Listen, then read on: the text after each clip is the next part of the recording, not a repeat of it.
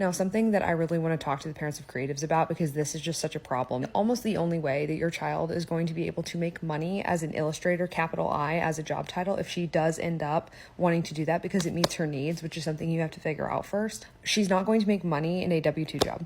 She's going to make money by being a contractor, by being a freelancer, by being self-employed. That's where the real money is. That's where creatives make money in this economy, because they have to work for themselves. She's going to end up being a business owner. The thing she needs to learn is marketing. Like, while she works on her actual skill set and getting better, she needs to learn marketing. She needs to learn basic business skills, all of which are better learned off of a college campus going into debt. If you build a self-employed business, which is basically just building a job for yourself, it is the future of work. NPR estimates by 2030 that half of all of the US workforce is going to be contract. Everything is going more that way, especially for creatives. And with the rise of AI, and I worked in AI and machine learning up until very recently. One of the things that I want parents of creatives to know is that I do not see, and the people that I worked with were much, much smarter than I would ever hope to be. People that are learning or invited to speak on panels about AI and machine learning and all these types of things. They do not believe that it is going to make creatives and humans less valuable. They believe it will make them more valuable. And I share their opinion, because what's going to happen is, it's kind of what happened with the phone camera was invented. Everybody thought that photographers all of a sudden would be less valuable, but instead human photographers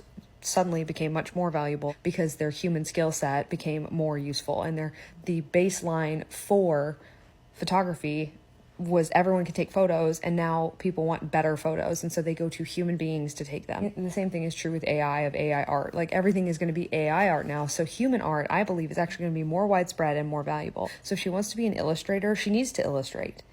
She needs to go on Upwork and open herself up a profile. She needs to go on Fiverr and open herself up a profile. She needs to go around to local businesses and ask if they need illustration done. She needs to look in different places for illustration jobs. She needs to ask anybody who's writing books, hey, I'd love to illustrate for your book, anything like that. But she does not need to buy a degree from an art school. In fact, like I said, it is very likely that buying a degree from an art school, unless you folks are independently wealthy, in which case disregard my advice and do educational design, which I still think art school is not the move there. I think it's go find a renowned artist and then pay that artist to apprentice her. That is what you do. You find someone who illustrates in the style that she wants to illustrate in, and then you pay them, because you'll pay them a fraction of what you would pay a college, especially in art school. And then also you're going to get a better result, because the thing that really impacts students' ability to learn is class size. Individual attention is always better, always, always, always, especially in something as individual as art, because where she's really going to excel is on her own.